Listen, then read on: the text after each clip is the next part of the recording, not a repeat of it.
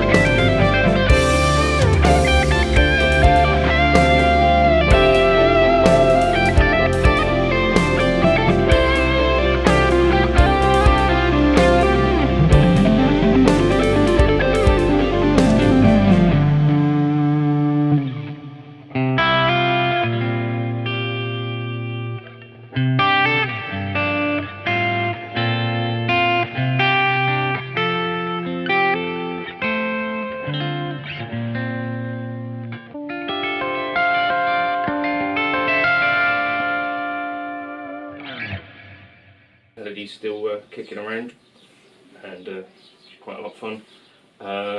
This is a video about why I've not played Strats in a while.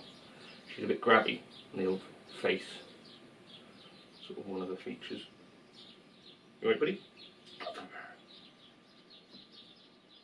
Yeah, I've not played Strats in, can't remember how long, maybe about New Year's, so I had to go with that. So I put together a jumperoo for Elodie yesterday, and something about the way so basically she finds a thing that's interesting here, then she accidentally hits something here, and she wants to get to that. Once she gets to that, she kind of then accidentally taps the thing. She's always going around. It sort of reminded me of like the gas gear roundabout thing, where I think, is it partly kind of consumerism, partly like the effect of marketing and all that sort of stuff, where we're kind of always looking for the next thing. I guess it's a sign of, having disposable income and that sort of stuff as well. But even with the ability of people to take loans and stuff, I still think there's... So, I think the last time that I played a Strat would have been about New Year's. It was icy. I was nearly falling over. I did a gig, and at that time I thought that I was going to kind of gig the Fender American Vintage Reissue 2 57 Strat, and I think the reason being that it kind of looks cool, and the other reason was that I think that that guitar would probably start to age quite quickly, which could be quite a cool thing. However, I had quite a time off gigging between having LED and then going back to gigs in sort of March and April. So since then, what I've actually been doing is I've gigged the Rev Star, I gigged the PRS DGT SE because I wanted to see what that was like live. I did that a couple of times. I gigged the Les Pauls a few times, so I took the Les Paul Standard 2002 out for a weekend and the Epiphone Lazarus for a weekend. And also then I took out my Parts Caster Telly because I was like, well, I used to gig this thing live. But going back a bit further, I think when I first started gigging again live, I was mostly playing a Fender Road-worn Strat. Is that a 57 type? You know, it's got a maple board, it's black, road-worn, really quite a cool guitar, I think. I think I paid about 500 quid for it back then. The reason I actually got that was because I was playing a white G&L Legacy, and the originals band that I was in, the manager, who was a bit of a knob, said that the white guitar didn't look right, so I had to get a black guitar, which, looking back, I'm not sure that made a huge difference to our career, did it, Angus? Anyway, so then I got that Fender Road-worn, and I think shortly after the Fender Road-worn stuff, I started making a couple of parts casters. So 2015, 2016, I would have been doing a few gigs and a few like bits and pieces. That's when I sort of went professional musician, or another way to put that is that's when I got poor. And then eventually I sold off the Road-worn because I bought like a Tokai 1984. But Strats have mainly been what I've gigged really since then, mostly.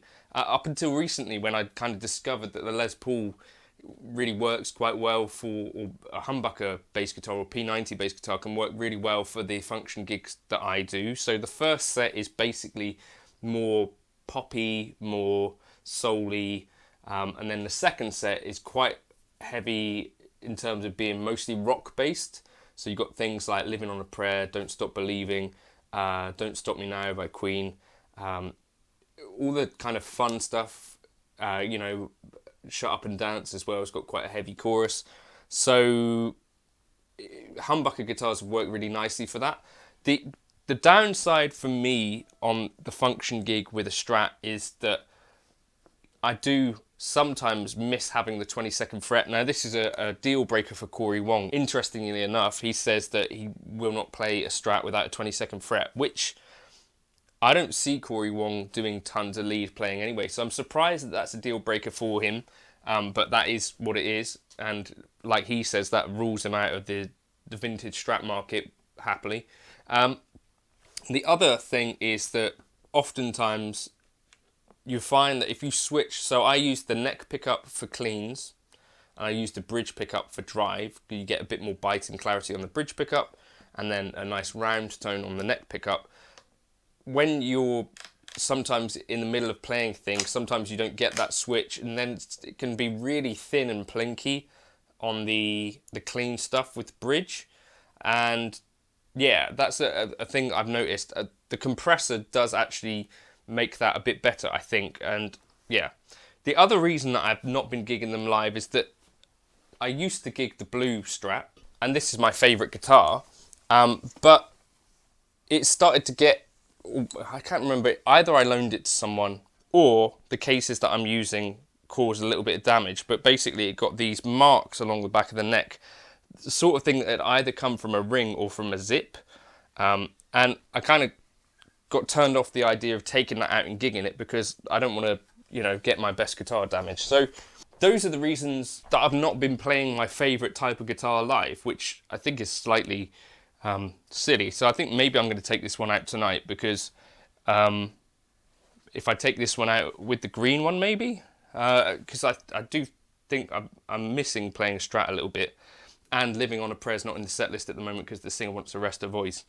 Let me know, are you a Strat player? I think having a humbucker in the bridge is probably, and I think David Beebe agrees with this, the ultimate kind of gigging guitar. He really, really likes the Surs for gigging, so like single hum. And another benefit of the Surs is they have that really cool silent system. But yeah, for me, I kind of like the 60s neck, low output pickups, vintage style, but this has a 10-inch radius, the K-lines that I have do, and Wilkinson hardware with a push trem, which is handy. So yeah, I don't know. You don't have to worry about the weight of these Strats too much. The K-lines typically are about 7.5 pounds, so you know, really comfortable to gig. And I think the Strat body is the most comfortable thing that I've ever played. Plus, the controls are in the right place for me because that's what I play most when I'm at home. So it just feels like second nature to be grabbing these bits and pieces. By the way, I'm running pre-rolls for Artist Works, but you can still grab the TrueFire stuff. Either use the code JNC40 for 40% off, or you can use the code JNC100 for the All Access Pass, which gets you access to their whole thing for a year, and you can get $100 off of that. So for me, I really like the Tim Miller stuff, the Alan Hines stuff, the Andy Timmons stuff, the Jack Rush stuff. I don't know how you say his name, Jack Rush. I think it's good for blues players. I think there's some Matt Schofield stuff for blues players. There's some Tommy Emmanuel stuff if you're, you know, interested in fingerstyle playing. There's loads of great stuff on there. Also, the main kind of selling point of the Artist Works stuff is that they offer this video exchange thing.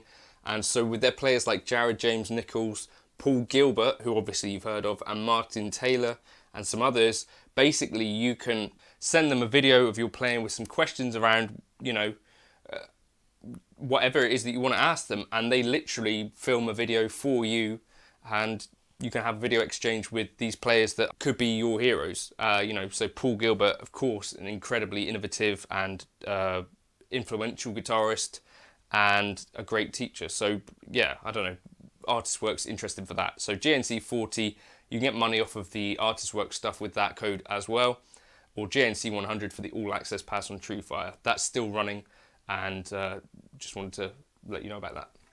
What are you gigging? Is it a Strat? And if not, why not? Cheers.